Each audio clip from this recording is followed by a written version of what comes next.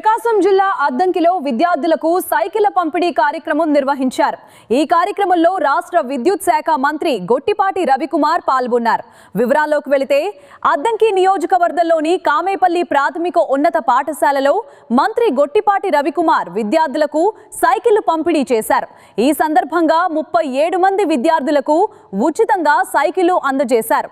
ఇప్పటివరకు నియోజకవర్గంలో 10,450 మంది విద్యార్థులకు సైకిళ్లు పంపిణీ చేసినట్లు మంత్రి తెలిపారు. ఏప్రిల్ 15 లోపు సైకిళ్ల పంపిణీ కార్యక్రమాన్ని పూర్తి చేస్తామని చెప్పారు. అలాగే డ్రైవింగ్ నేర్చుకున్న దివ్యాంగులకు ట్రై స్కూటీలు అందించనున్నట్లు వెల్లడించారు. విద్యార్థుల అభ్యర్థన మేరకు కామేపల్లి పాఠశాలకు వాటర్ ప్లాంట్ మంజూరు చేసినట్లు తెలిపారు. పాఠశాలల్లో మౌలిక వసతుల అభివృద్ధికి ప్రభుత్వం ప్రత్యేక ప్రాధాన్యం ఇస్తోందని మంత్రి నారా లోకేష్ ఆధ్వర్యంలో మెగా డిఎస్సి ద్వారా టీచర్ పోస్టుల భర్తీ చేపట్టినట్లు మంత్రి పేర్కొన్నారు. మన ఊర్లో ఇవాళ 37 మందికి మనం సైకిల్ ఇచ్చాం. పిల్లలందరూ చదువుకునే పిల్లలందరూ కూడా దూరం నుంచి రావాల్సి వస్తుందని మన గ్రామ పెద్దలు చెప్పగానే ఇచ్చాము. దాదాపు ఇప్పుడు దాకా 10,450 మందికి ఇచ్చాం మన కాన్స్టిట్యూన్సీ లో. అది కాకుండా ఇవాళ 37 మందికి ఇచ్చాం. ఇక మన సంస్థలో ఒక కొప్పరం మిగిలిపోయింది, అది కూడా తొందరగా చేస్తాం. మన కాన్స్టిట్యూన్సీ ఇంకో 11 స్కూల్స్ ఉన్నాయి. ఏప్రిల్ 15 లోపల మొత్తానికి అవగొట్టేస్తాం. అవగొడితే దాదాపు 11,000 మంది పైన సైకిల్ ఇచ్చినట్టయితే. అది కాకుండా ఇలా మన దారిలో వచ్చినప్పుడు ఒకరిద్దరు దివ్యాంగులు స్కూటర్ కావాలని అడిగారు. వాళ్ళకి ముందు డ్రైవింగ్ నేర్చుకోమని చెప్పాను. మళ్ళీ డ్రైవింగ్ నేర్చుకోకుండా చేస్తే అక్కడ మళ్ళీ ఎవరికైనా యాక్సిడెంట్ చేస్తే ఇబ్బంది, అందుకని వాళ్ళకి కూడా చేస్తాను తొందరగానే. అట్లానే తల్లిదండ్రులు ఉన్నారు, పిల్లల తల్లిదండ్రులు జాగ్రత్త, రోడ్డు మీద దొరికినప్పుడు జాగ్రత్త. 6వ తరగతి పిల్లలు కూడా అడిగారని ఇచ్చాము.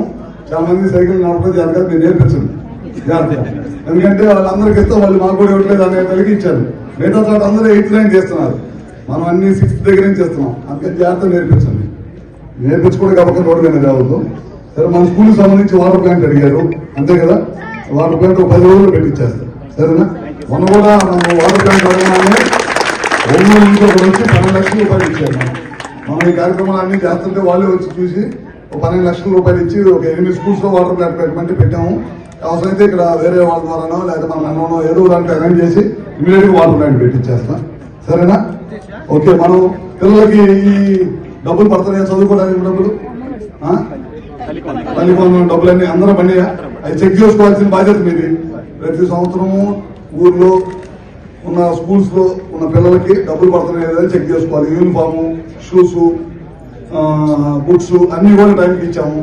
అది కాకుండా ఈ సంవత్సరం గవర్నమెంట్ స్కూల్స్ లో టీచర్స్ కొరత ఉండకూడదనే ఉద్దేశంతో లోకేష్ గారు ప్రత్యేకమైన దృష్టి పెట్టి 16,000 మంది డిఎస్సి ద్వారా టీచర్ ఉద్యోగాలు ఇచ్చిన గవర్నమెంట్ మన గవర్నమెంట్ అన్నమాట.